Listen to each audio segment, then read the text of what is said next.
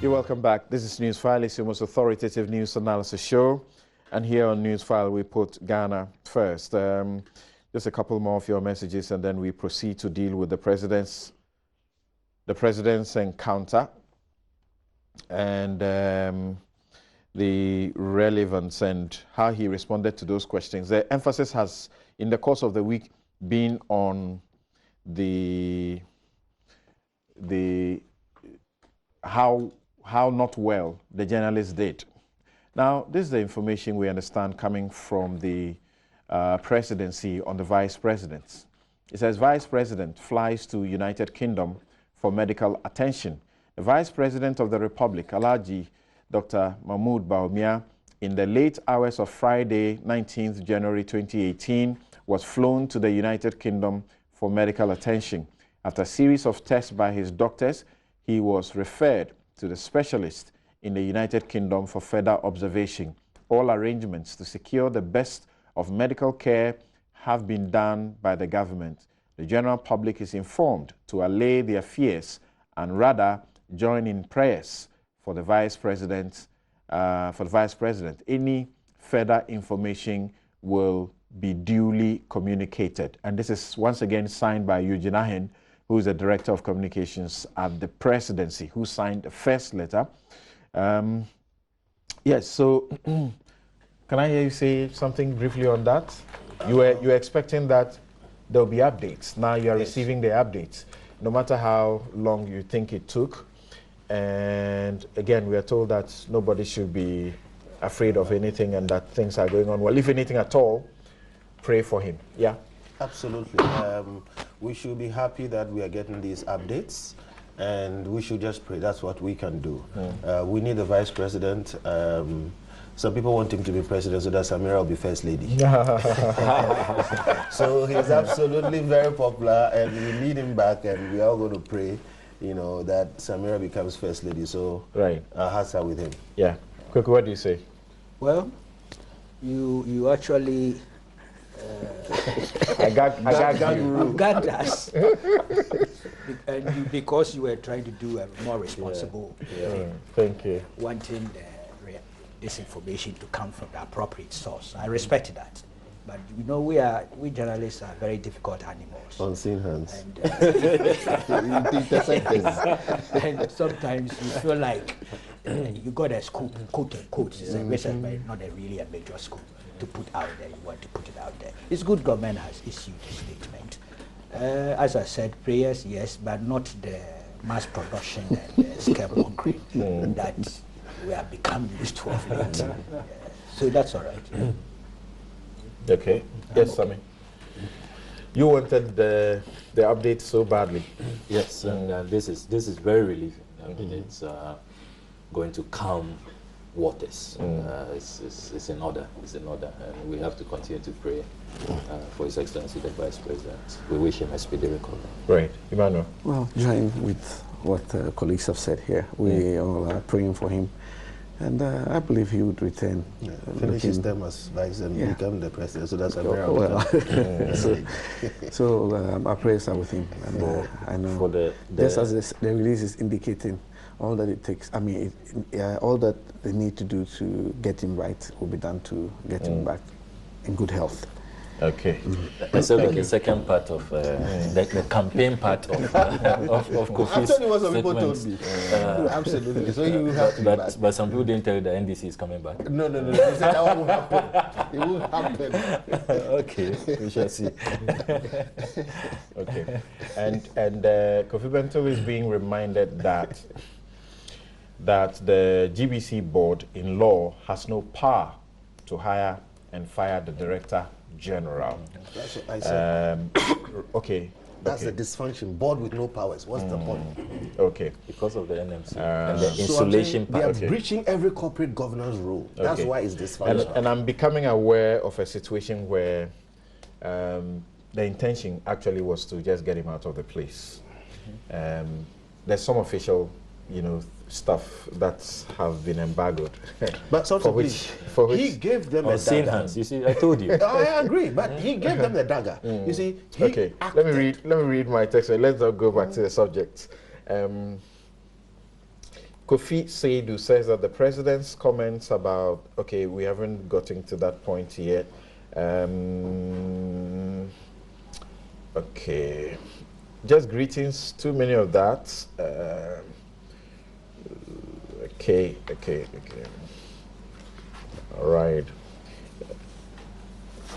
Okay, I should have found time to see this before, because too many of the messages.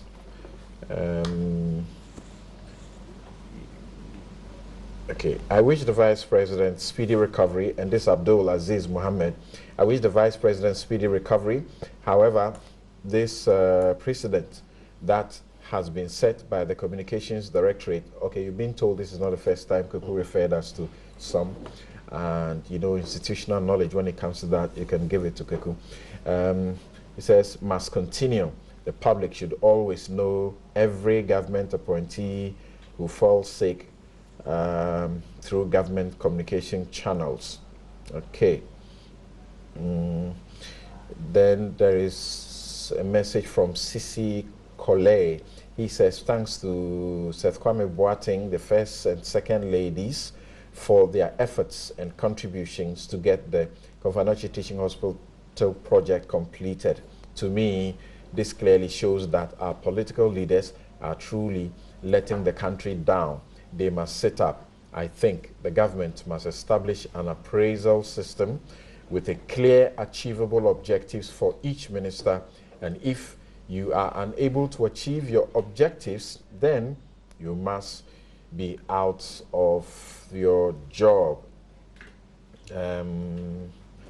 Okay, right. Okay, so I think I can pause here, and then we move on to the president's encounter with the media. And when we are done with that, we have Yoko also visiting the EC offices to deal with. Now, let's go to the Flagstaff House and hear the president respond to certain questions posed by journalists at the encounter.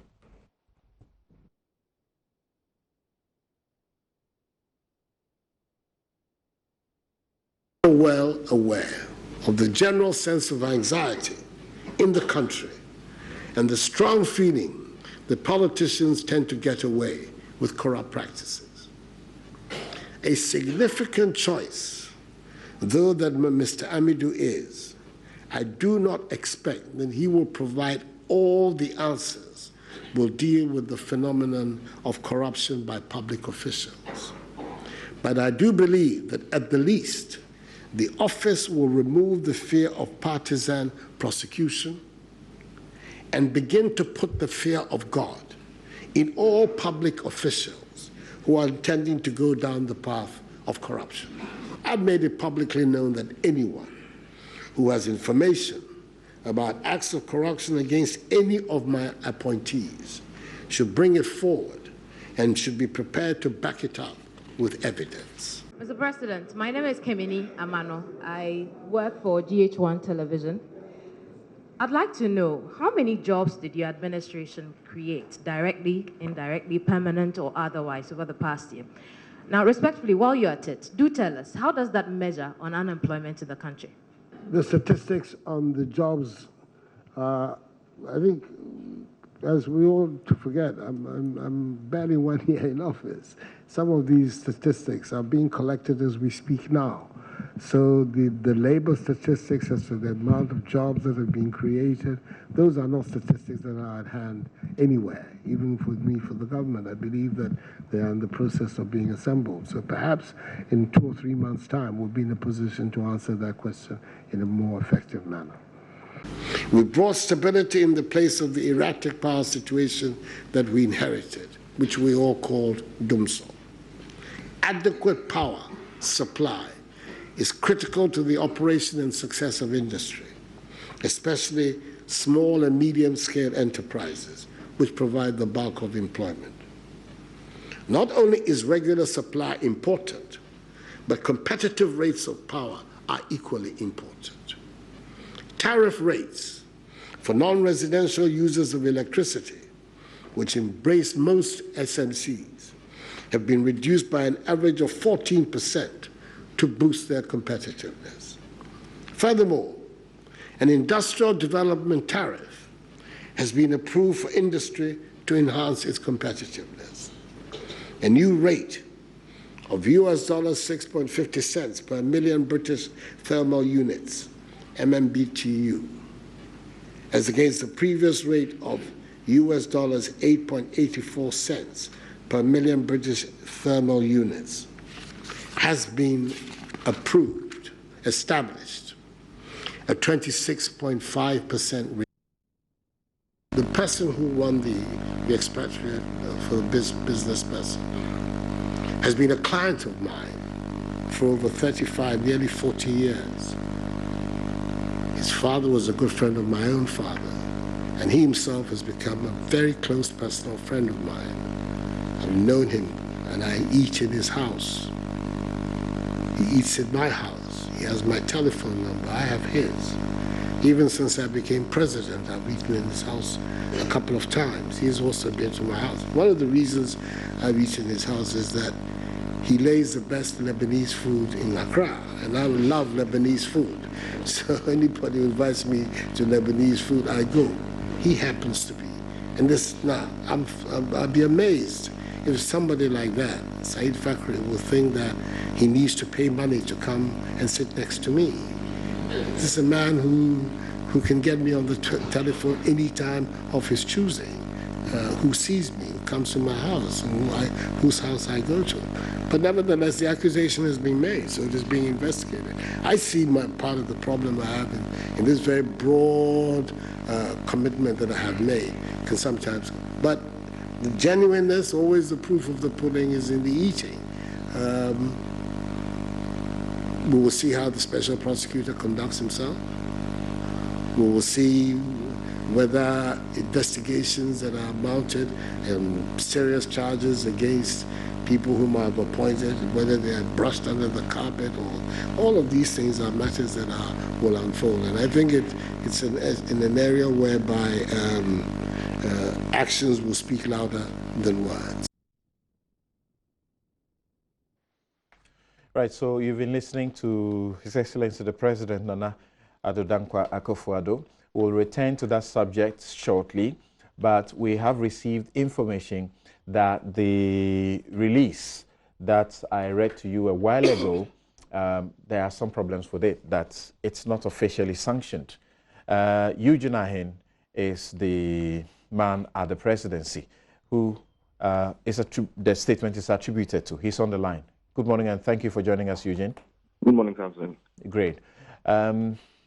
So what can you tell us about this statement? It was sent to my production team, and we just read it, and we understand that it's not a statement approved by the Flagstaff House or authored by you, as was put out. Good morning, Councillor. Yes, quickly, my attention was just drawn to the fact that this statement had been read on your show, and I've already put out a disclaimer saying that statement was not authored or issued by me. Whatever the case, any formal statement that comes from the Flagstaff House is almost every single day sent by email. I'm sure you can corroborate that from your production crew, who always gets our releases, just like yesterday's release, which indicated that the Vice President had been taken ill. That release was sent from the Flagstaff House Communications Bureau email address. So this statement obviously is flying about on WhatsApp and certainly did not come from the Flagstaff House Communications Bureau email. I'm sure it's something that somebody has fabricated. So I just wanted to put on record that the statement that has just been read, the statement that's flying about, purportedly issued by me, is a fake, and I'll just urge the Ghanaian people to completely disregard it. Whatever statement that has to be put out with regards to the Vice President will be done by the Chief of Staff. Right. So this statement purposely going about in my name, it's a complete fake. Thank you very much for that. But we understand that when you issued the first statement yesterday, and you are getting a lot of as it were, praises for having done such a thing, people are encouraging that the presidency will do a lot more of that. At least the government will do a lot more of that in subsequent situations. You said there was going to be updates, and we understand that update is supposed to come this morning. How soon is it coming? That update will come very, very soon. That I can assure you. I'm sure definitely before before your show ends, the updates will come in. That I can assure you. Okay. I can assure you before your show ends, the updates will come in. All right. Because and it will be officially sanctioned, and you'll be able to put it out. Okay, because we understood same that was likely that we'll have that before the show ends. So it was easy to believe this particular statement.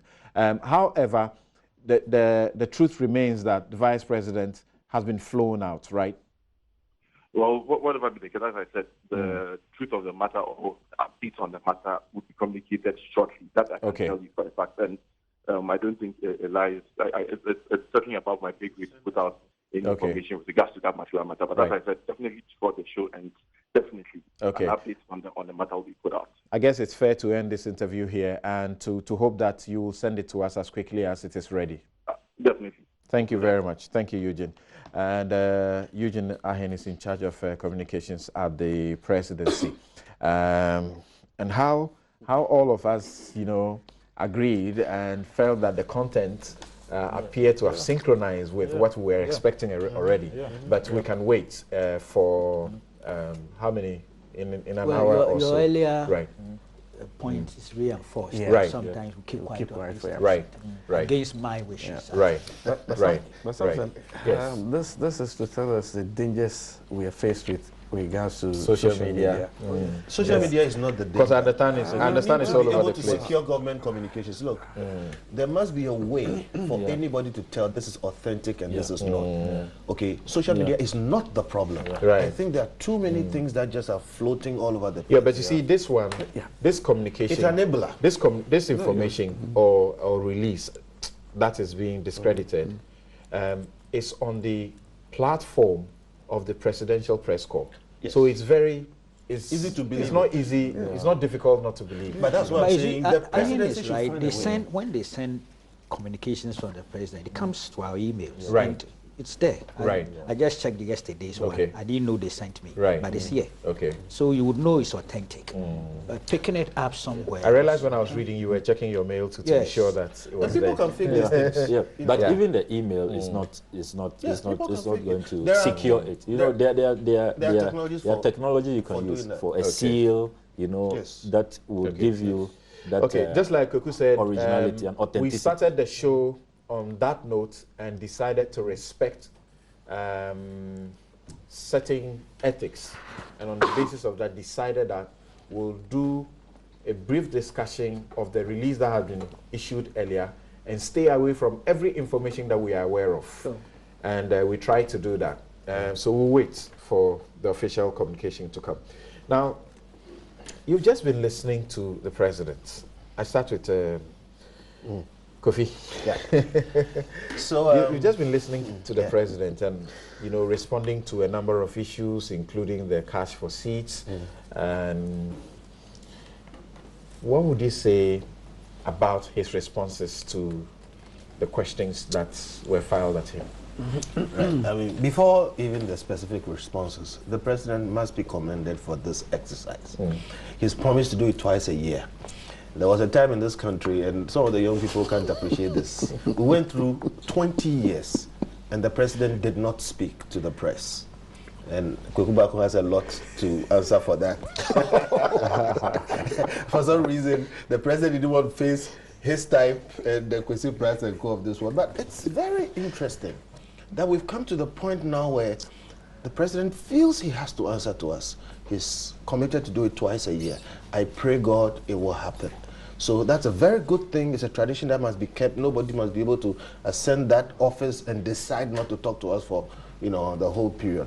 And concerning generally, how the whole thing went, I was happy with it. I was very happy with it. Of course, you would want a few things to be different, but I think generally it was a pass. I think the president did a good job. He was very candid. There was a point where he said, well, I have forgotten about the information. And there's a lot to say about that as well, because if you are serious about fighting corruption, some of these things must not slip. And for me, my problem with that part, and really that's the part that hit me most, was that our government system seems to not be in the situation where things are followed through. We go through a whole commission, we have reports, this thing arrested the nation, You had bizarre stories of people paying thousands of dollars for directions. You had all these cock and bull stories, ministers crying. You know, all kinds of things happening, okay? And it was forgotten. I mean, nothing happens. Which is why we say, this is a country which is faced with serious corruption. Nobody gets punished for corruption. So I appreciate the candidness of the president, but it reveals something else. We need to find a way to make the government system run, follow through, and complete what it starts. So to begin with, I'll say I am happy with this kind of exercise and tradition. On that particular point, that the president should not be candid and say, on this issue, I've forgotten about this. My attention has not been on this particular issue. What is wrong with that? No, I'm saying two things. I said, I appreciate the candidness of the president, the honesty to admit that. But it reveals something. It reveals that there's a dysfunction in our government system where something this major, government funds spent, a commission set up, it arrested the imagination of the nation. Ministers went and cried. We had bizarre stories of people paying thousands of dollars for dying. You know, if it was just a passing thing, we could have forgotten. A white paper was issued. A white paper was issued under a government that handed over to this government. Yes. When the white paper was issued, there were several months before the handing over took place. I suppose a year after. So why should this government be held responsible for not acting on a white paper that has been sitting and gathering dust? Well, we, the citizens of this country, expect that when government monies are spent, wasted, stolen, in create and loot schemes, that what happened in the World Cup thing, and a commission is set up to investigate, reports are made, ministers go and cry, money is lost, white papers are issued, judges are involved. We expect that the government, whether the sitting government, a new government, or whatever, will continue that process and bring it to a proper conclusion. This whole thing of all these things happening, and then somebody leaving it on a shelf and forgetting it, I don't blame the president. Is it a sin? Is it a sin or anathema, so to speak, a sin that cannot be forgiven if in 1 year of this government, it has not paid attention to that process? I will give this government some room, which is why I'm saying I don't think the president, with all he has to do, should be on top of every little thing. But there's a Ministry of Sports. There's a minister there. There's a chief director there. There are deputy ministers. He was asked whether he was pleased with the minister, that particular minister. He said he was absolutely excited about him. So I'm going on an ambivalent level where I'm saying I appreciate the candidness of the president in admitting to it. But I am worried about the way our government system works. If a thing this major can be forgotten, because thousands were involved. That is the time we flew $4.5 million. You know, it's not a small matter. So if we are forgetting things like this, what else are we forgetting? That's a very major embarrassment of the country, really. And again, there was another issue where he said, look, I have not looked at the figures, the employment statistics. Just, I don't have them, but I'll look at them, and within a certain period he gave, in due course, he will make that available. Some say he shouldn't be here to say that. You must have a desk in your office that gives you updates frequently, at least quarterly, on jobs that you are creating. And so that's also unforgivable. It's true. Imani has raised that thing for years. We've talked a lot about the Ghana Statistical Service. We believe, and this is not just we believe, I mean, in other places, you have a dashboard. Key people have dashboards where key pieces of information are fed to them. In any case, those pieces of information must exist, okay? Let me say that just yesterday we were having a discussion in, I think Bright even put it on Facebook also, about even data collection and processing. You know, we went to court on RTI, right to information. Part of the problem with right to information is that sometimes the data is not even collected. And when you have some of the data collected, it's not even the stuff that the president can be confident of to come and talk about. So we have institutional problems in this area. So again, I appreciate the candidness of the president, but it reveals a problem with our state machinery, and that problem must be solved. I don't want to make it a government problem, and I don't want to sound as if I'm defending the government. It's their job, they must do it. But we should also pretend that this is an MPP problem or it is this government's problem. Necessarily our state system. And honestly, a lot of these things belong not with the politicians, but with the technocrats. It belongs with the civil service and the public service. Okay, the politicians must feed on information that is coming from that system. And many times we have had to complain about performance at that level. So this thing reveals those weaknesses in our system, and we must go ahead and try and correct them. Look, it's not good enough that the president does not know the employment figures, does not know some key statistics. It is good that he will admit to it, but I think from there we should take steps so that even if he doesn't know, look, over the period of that press conference, he could have asked for it, and if it was present or available, he would have been given the information, he would have given it to us in due course. So not having those things means we are not governing well. Because if you are not measuring it, you can't manage it well. I see. Maybe you should tackle these other two, then we can use those issues to look at if anybody wants to look at some other issue.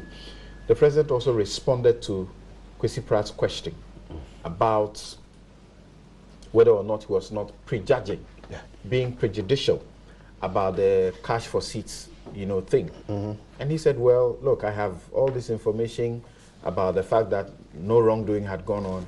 And I said it's simple as that. You disagree with the president? I don't disagree with the president. I absolutely agree with the president. I think we are whipping this cash for seat thing beyond what it is worth. Look, here we have the sports commission thing. Real corruption happened. State lost funds. Things that shouldn't have happened, and we've forgotten about it. The essence of the cash for seat problem, and I've said this publicly, people did not agree with me, but I insist on it. No public funds were lost. This is a country where we've lost millions, hundreds of millions of dollars in corruption, and nobody gets punished. You know why? Because we are not focusing enough to deal with corruption the way we must. We've just put up the office of the Special Prosecutor. You know how hard people like myself and other people have worked on it, because we want to focus resources on dealing with corruption. Then you have a red herring, like cash for seats. Look, everybody who does corporate events or does whatever events, okay, knows that tables are sold. It is for you to do your work well, make sure that you can get people to buy. The general accusation was that Parliament is probing the issue.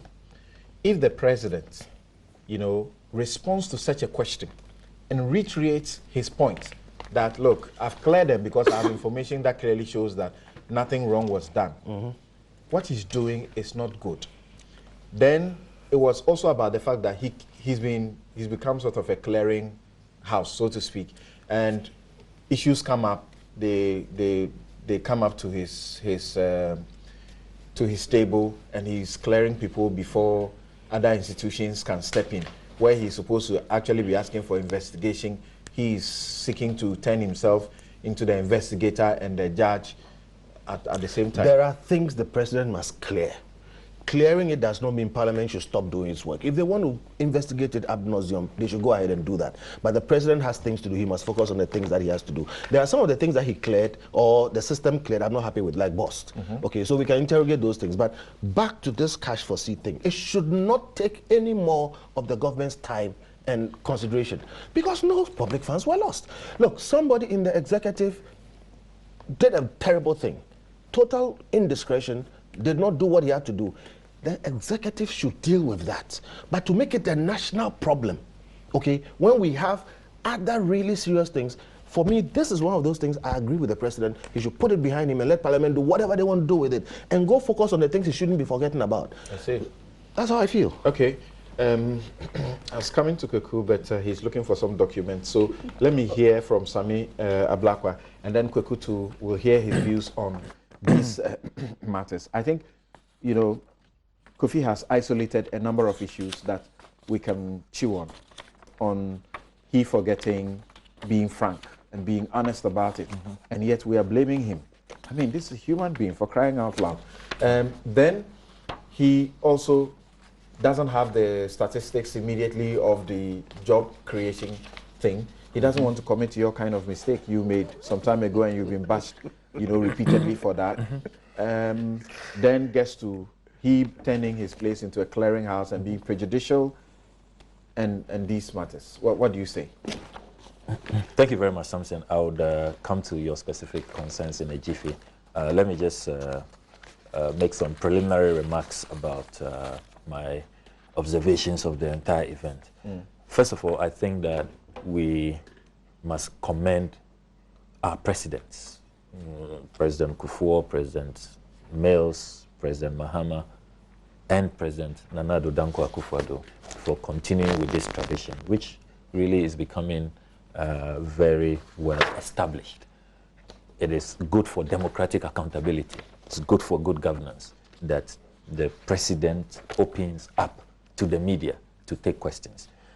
In the case of our first president of the Fourth Republic, President Rawlings, which Kofi alluded to, yes, in terms of a media press, President Rawlings did not have that. But he had one-on-one interviews. And I remember the famous Radio Gold interview by the time he was done, because it was like the first time he was doing that. I remember that a lot of incidentally, a lot of people thronged. Former Minister yes, of and Education. it was with my boss, Professor Nana Ajinopoku-Ajiman. She did that interview. So I just thought that, just for the records, that at least President Rawlings. But that was not the media. Showed, yeah, I mean, but no, it was because of how he put it, you know. But at least President Rawlings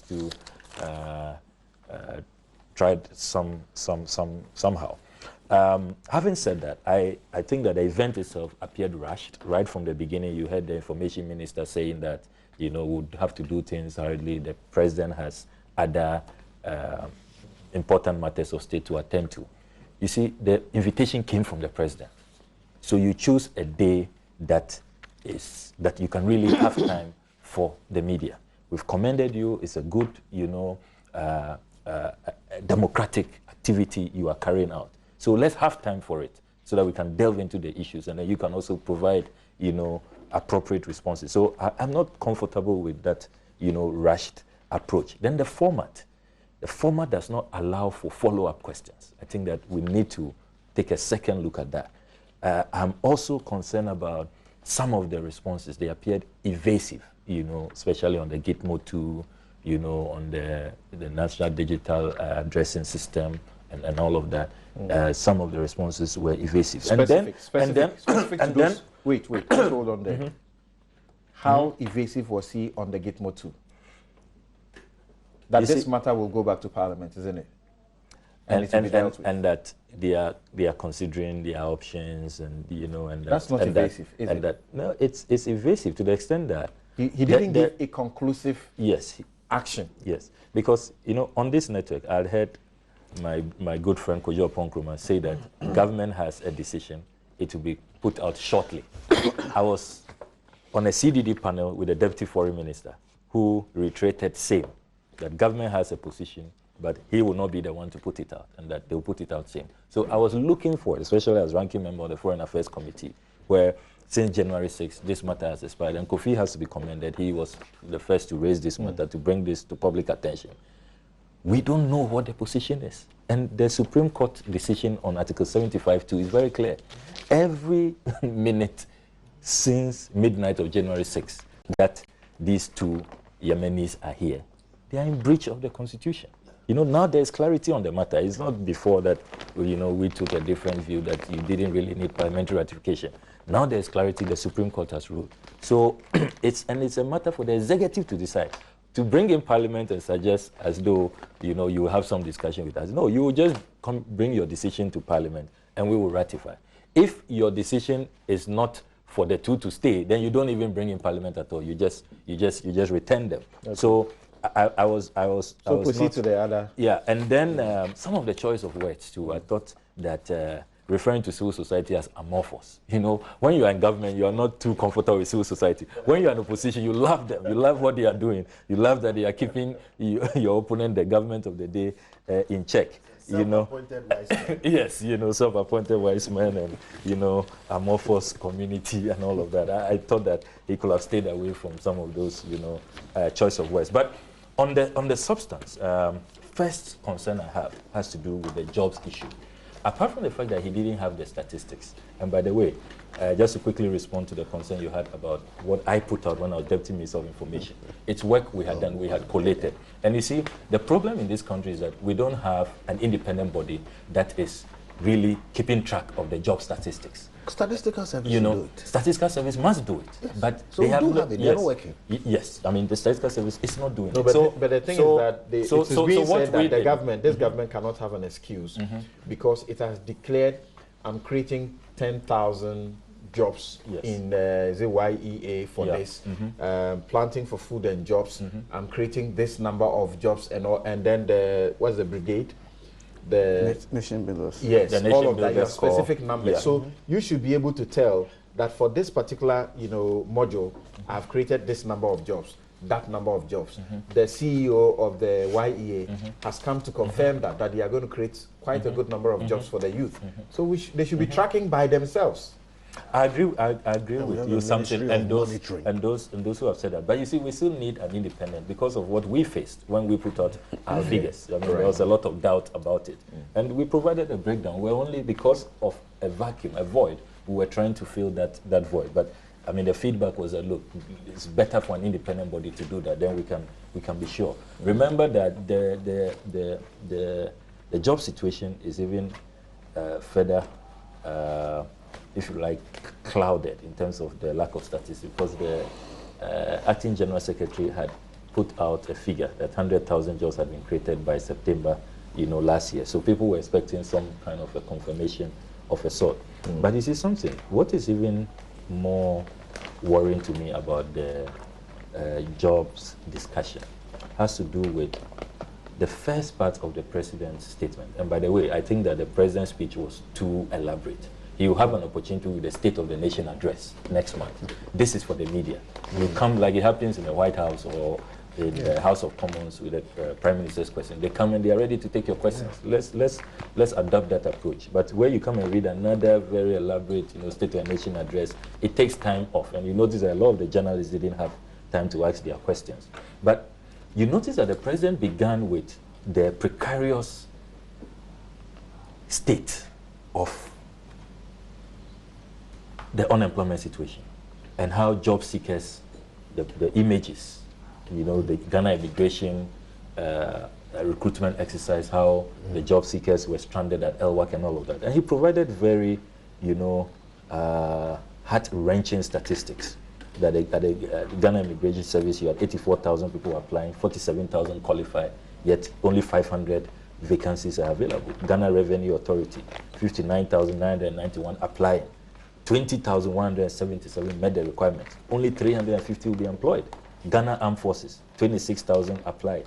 21,000 meet the qualification benchmark. Only 1,800 will be employed, and so on and so forth. Very troubling statistics. But then the president just pivots. I thought that he would have then provided his solution because he is president. Just lamenting about the challenge is not enough. And here, I thought that the president would have taken opportunity to provide us an update with the one district, one factory. In August last year, the president, when he was cutting salt for the Akufo-Addo pineapple factory project, he said, and I quote, "It is envisioned that 51 districts will actually start the implementation of the enterprises by the end of the year, with a potential to generate a minimum of 80,000 direct and indirect jobs," unquote. So what's the update on this? These 51 factories, where are they? So I thought that he should have used the opportunity, began very well. He says he'll get back to us. He'll get back to us on that. And I'm sure Kemini Amano will follow up on that because she has that question. So two quick issues. Kwesi Pratt's question and his response. Yeah. Two quick issues before I come to that. The 11 billion cedis You have to do it very quick. Yes, very quick. 11 billion cedis arrears. There again, I thought the president went back to campaign mode. That this confirms our campaign, statements that the Mahama administration engaged in a lot of bloated and inflated contracts and, ghost contracts and all of that. You say that contractors have brought to you, all kinds of fake certificates, forged claims and all of that. we expect to see a breakdown. You name and shame, you apprehend, you punish. That's what we want to see. So it's not good enough to just continue to be in campaign mode, to just, as it were, call the dog a bad name and hang him. Let's see a breakdown. Let's see sanctions. Let's see that government is really, holding people accountable. The analysis he made with soul sourcing. Yeah. I'm really surprised that the president was bold to tell this country that they have approved 56% soul sourcing. During the campaign, we all remember the rhetoric that it will be rarely used, sparsely used. And I have an interview here by the policy advisor. In fact, some of the political communicators still don't seem to know that soul sourcing is lawful. Yes, it's lawful. It's the abuse that you should be talking about. Yeah. Yes. You see, Mr. Bachijako said an NPP government will restrict the over-reliance on the soul sourcing as a procurement tool, as a way of reducing corruption in the country. Yeah, restrict over-reliance. Yes, restrict over-reliance. Yes. Then, the Honorable Akufo-Addo Meno, he said that government will have to stop soul sourcing. This is City FM Online, October 10, 2016.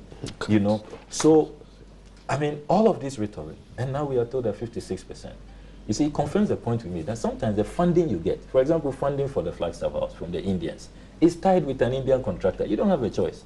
ExxonMobil, 2 days ago, they just signed an agreement with them. We are waiting for the details to come to Parliament for ratification.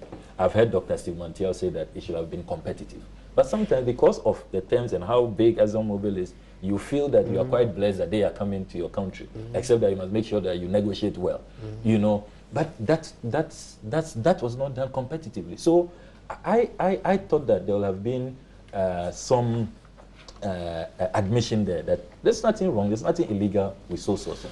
But you see, the challenge I have is that the president then proceeds to calculate the 44% soul sourcing they rejected and say that they have saved Ghana some 780 million cedis. I mean, I didn't agree with that analysis. I can't seem to agree with it. Because you agree with that it cannot constitute a loss. It cannot constitute that. The fact that you have done less than you have done. Yes. Absolutely. Yeah. So... But tied to that, in paying contractors and other things, he said that they had inherited arrears to the tune of 8 billion cedis, and that he directed the audit service to go into the arrears. The audit service, after the audit, validated and cleared 5.5 billion cedis for payment. The audit service, after the audit, rejected 5.7 billion cedis as goods claims. People are saying the maths don't add up. Yeah. Because you say 8 billion is what you submitted, and then the audit service cleared 5.5 billion cedis. So they could not have rejected 5.7 billion cedis out of 8 billion in total. Yeah, exactly. That's why I thought... Just a quick one, please. You see, the math is minutiae. Yeah. It is really not the issue. Yeah. Look, if truly people try to defraud the state to the tune of that amount, do you just say, please go away, I'm not going to pay you? Fine. So that's a question the minority that is a asking. big issue. So proceed and, So perfect agreement with... The cash for seats, briefly. With Kofi Bento. His reaction. That the president must provide the details and let's take action on those who try to defraud the state. Now, cash for seats. What the president did was not to say that, look, I want to put this behind me so that I can concentrate on the bigger issues of state. My senior brother Kofi knows that what the president did was to prejudge the matter, was to engage in prejudicial comments, which will undermine the probe, the ongoing probe. Because you see, he's the leader of the New Patriotic Party, president of Ghana. He controls parliament. He controls parliament? But his party, the majority. Not the president. The majority of MPs from his party are from his party. Even on this probe, 5-member probe, 3 are from his party. Now, in the MPP, though, have they didn't change that in their constitution. If you are flag bearer, you are not leader of the party. It remains, right? Yes. So he's not the leader of the ruling party. Okay, let me be corrected on that. So it's not So theirs is not like the NDC constitution. Right. No. Okay. With the NDC constitution, the president is the leader. Even our last amendment, it came up. And You stand corrected. Then the president spoke against it. Okay, so I stand corrected. But we all know that in this country, because this does not affect the point I'm making, the substantive point I'm making is that in this country, and governance experts have all pointed to that people go to parliament to catch the eye of the president, to be in the good books of the president, to be appointed ministers. Presidents have a very overbearing, the executive is powerful. Influence. Yes. The executive is very, very powerful. Now, any outcome that these 3 members of the committee or the MPP members of parliament will want to put out that runs at variance with what their president has said publicly, wouldn't it be seen as the MPs trying to embarrass the president of Ghana? That's how it will be seen. And you've put them in an awkward position. So the president should just have stayed away from the matter. No, and I believe that... Must Parliament spend that money and time and resources? Do you know that the parliamentary probe is going to cost more than that dinner? Kofi, sorry, thank you. Yeah. Well, So Kofi, please, Kofi, just put it away. Just wind up. And that's the point. Let's put it away Kofi, and focus on serious things. Kofi, you talked about, you see, I'm resisting the temptation to go into detail because I don't want to do what I'm accusing the president of doing. Which you have done already. You have done already. No, I watched it. No. The day after your testimony, you went on Metro the following day. You were pushing the point that evidence that you have provided Yes, I only re-echoed what I provided at the committee. But I did not prejudge the matter. Go for the recording. I did not. And I didn't engage in prejudicial. I was watching. You finished. So, When you finished, Sorry. We have to take a break here. We have to take a break here. I have 5 seconds to just... 5 seconds, okay, finish. Yes, 5 seconds. This probe is not it's not a matter of sale of seats. It's about the unethical conduct of public officials writing and attaching sponsorship packages that you pay this amount to sit with the president to have exclusive dinner with the Did president. any public official benefit? That is why there is a probe. No. That is why there is a probe. There is not even prima facie evidence to that effect. Some private person benefited. We are asking for the account. No, we are asking you asserting that? Are you claiming that? Because today the evidence as it stands is that somebody's indiscretions led to the profit of a private entity. Did any public official benefit? Was there any loss of public funds? Is this the good use of parliamentary time and national resources when we have so many things to do in this country? The 5 seconds is over.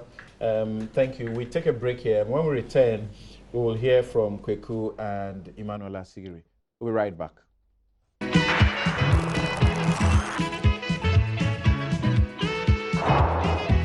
All right, we are back, and this is Newsfile, your most authoritative news analysis show. And I think the official statement is in now, but I'm trying to ping mine here and have a little. It's shorter than what had come in earlier also. I'll sort my thing out and get it. My self line is disappointing me this morning. It's been on and off so frequently. I don't know what is wrong with self line this morning for me.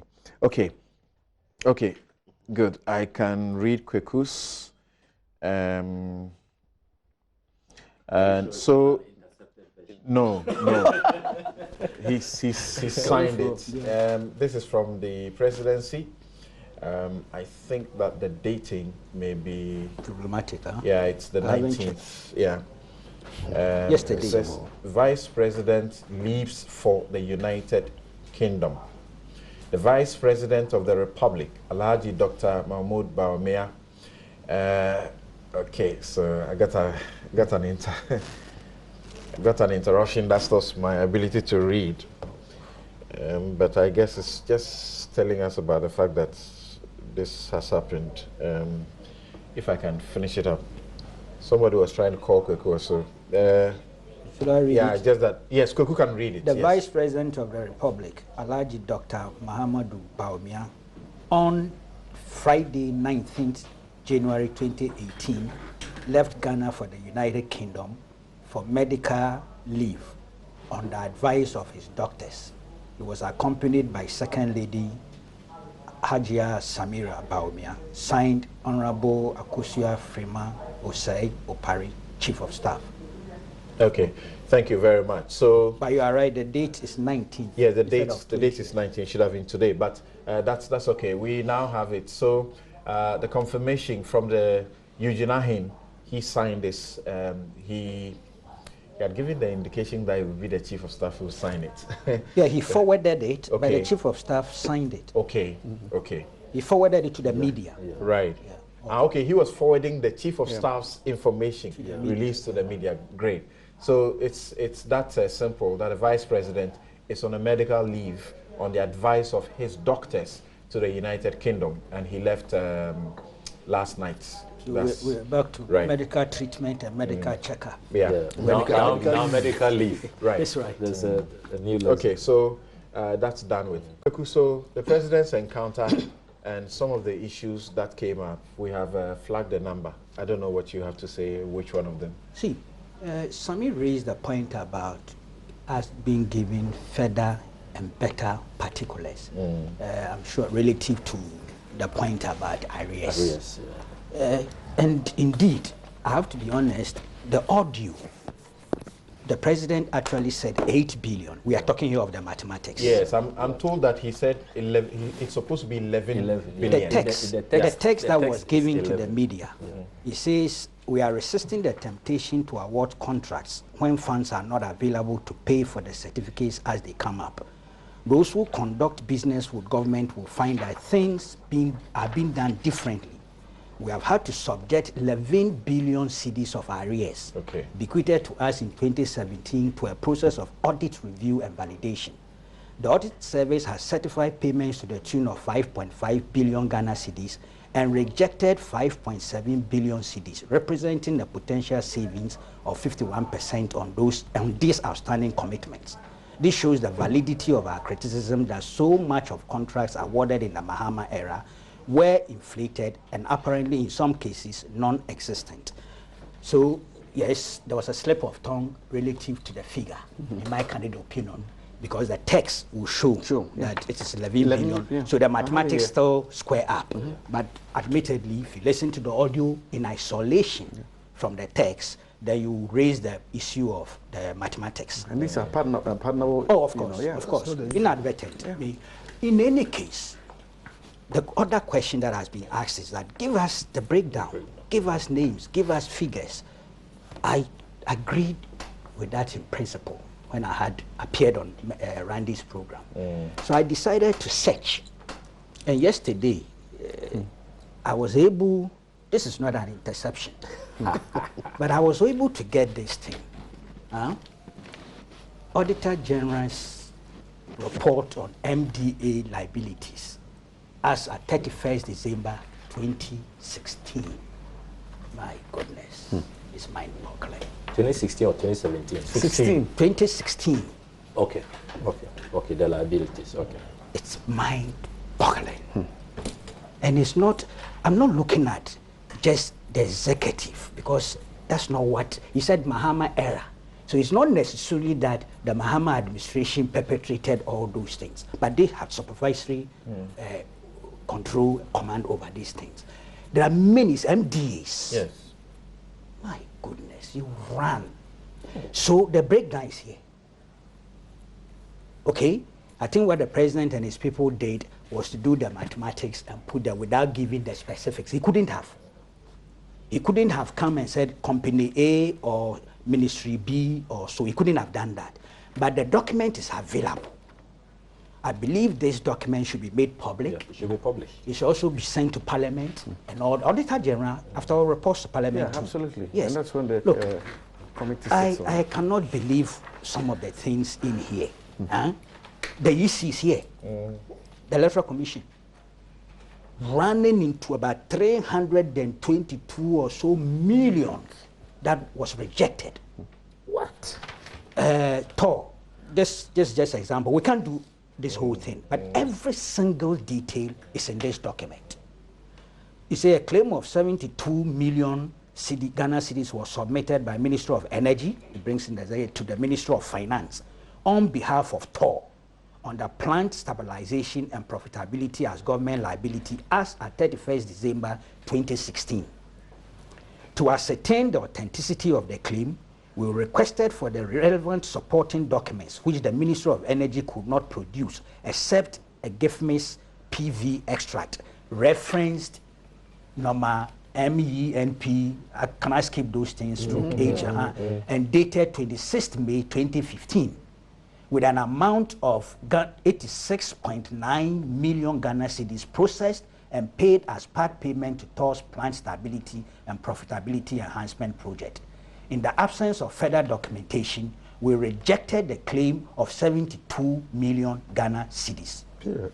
Same with Ghana Gas. If you go through, it comes here. It says, in the absence of further documentation, we reject the claim of 20.7 million Ghana Gas was demanded as liability. Look, this is not new. Let me be honest. In the situations, the allegations on here are to the effect that they had already collected those monies for whatever they wanted. Yes. And then came back later and asked for them. Yes. So like double payment. Yes.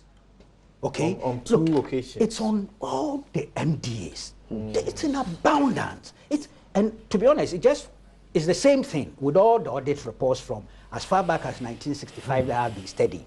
I see the same thing. Sometimes the quantum that is changing. But it's the same weaknesses, institutional weaknesses, as well as the human element of corruption. Combined, it's an explosive mix. I haven't finished scanning, going through this. It's document. A 500-page document. How can you finish it? Yes, I got it only yesterday. Yeah. So all I did was to jump here and there and isolate. But if you come here, the last part, they have the diagrams. So you can take it's a disaster. Perhaps Martin Amidu's job is cut for him, right? This is a complete, if they fall within. It is not Martin Amidu's job. This is the AG's job. No, but now the Auditor General is actually on the board of the SP. And they are going to refer matters to the SP. The Act allows that. And it depends on the scale and the impact. We should leave special to Martin Amidu. Samson, this tells you this country will have a long way to go. Makes you want to give up? No, we can't give up. We can't give up. We must fight. Keep fighting. Perhaps that is why this Office of Special Prosecutor is one more example of us trying to enhance the instruments of the anti-corruption thing. And I give credit not just to the executive, but to also Parliament, the way they went about crafting this office. If you read the Hansard, the minority did fantastic work. To be honest with you. So I get surprised sometimes when I hear some of their spokespersons still talking about the SP in the way it was before amendment. They are informed by their fears. Well, I say when you read the processes, my last point, can I finish? When you read the processes, the minority actually took over that job. They did. The majority went to sleep. Fantastic work. Anyway. My last point, and with all respect to Sami, who is a very good friend of mine, the cash for seat thing. But for the fact that the process will expose the lack of credibility and integrity of the allegations, I would have said it would be a sheer waste of time. Look, they've moved from extortion to levy. We haven't. The motion, the speaker's admission, the motion, I have a copy here. It's levy and collection. Yes, it's not extortion. This is Parliament. Outside Parliament, prior to the parliamentary intervention, they were talking extortion. When we appeared in Parliament, we defended extortion. I have the Hansard here. The motion, you seconded it. Yes. There is nowhere that the speaker, please, there is nowhere that the speaker mandated, or the terms of reference, let me put it in a more way, that go and investigate extortion. That's it. It is levy and collection because they appeared on a more serious platform where you cannot just go and make allegations, pad them, create a forest of allegations. Sorry, so we are very limited time. Everybody is watching this. We have defended our position. As far as Akufo-Addo is concerned, did you watch my appearance? Did you watch my appearance? No, I'm talking of the Hansard that when you move the motion, that was admitted. The motion is just one paragraph. Oh, please, I'm asking a question. I'm asking you. Focus on this document. From my understanding, we must focus on all corruption cases. looking at levy and collection. Thank you, gentlemen. Levy and collection is not synonymous with extortion. It's red herring. Does that take away the fact that... Sammy, as far as Kweku is concerned, you are going through education by negative experience. When you have all these things but Kweku, you have a little reservation about the 110. The president says, you guys, you don't know what you're talking about. Was the president asked whether he was going to do a reshuffle or not? No, he was not asked. Thank you. So, he was asked about the numbers, whether he would trim the fat. No, he was not asked whether there was reshuffle pending or not. I listened to you this week. I listened to you this week about this matter. Okay. Yes. Quickly before we take our time, that was a very important. We take our final break. Which one? Very important. The 110. Yeah. The president says that your view is already known. No, my view is already known. But on the substantive, we can break 50 out of the 110. And you can't tell what they've done. I've told you it's not casting iron. Please take notice of what I'm saying. You can come here because I've listened to you in the course of so and I mean let's hope you can be a little brief. So we go for a break and then come to finish on the Lyoko at the Electoral Commission. This is to limit me, but I think I'll just touch on maybe two things. Okay. The issue of indicating that the program was rushed, with Sami's assertion. Sami, you can't make this assertion. And you're talking about the president making a delivery. The president kept looking at his watch. And the information minister kept saying he has to run. This was a 3-hour program. And I don't know how many hours he wanted to give to the press people who had been invited. And then he spoke for just 33 minutes. And over 20 questions were asked. These things have been 27. Absolutely. So and if he we used 1 hour, 20 minutes to answer. And you, the media, are the ones who have made an assessment of yourselves. Don't blame anybody.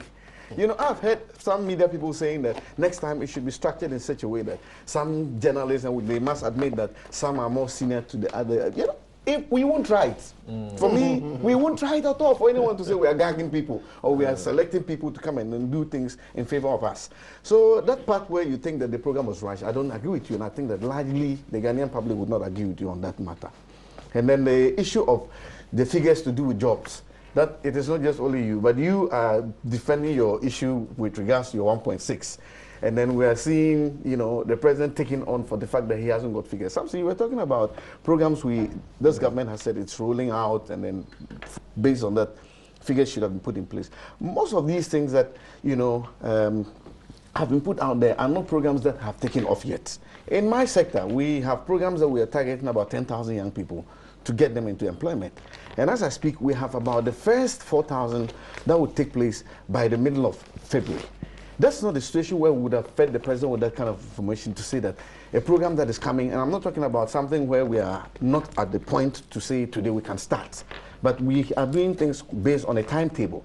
There are some which we can move into there and then put these young people in place for them to start doing something for themselves. There are other areas where more of these things are coming up. As I speak, EcoBank is entering into some agreement with us.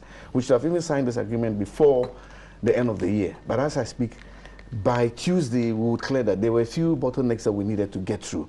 So with the figures and the issue of Sami coming in to say that State of the Nation would give him the opportunity to put out all he has to and he shouldn't have loaded his speech with that. Trust that by the time he does his delivery, he would have some specifics to speak to.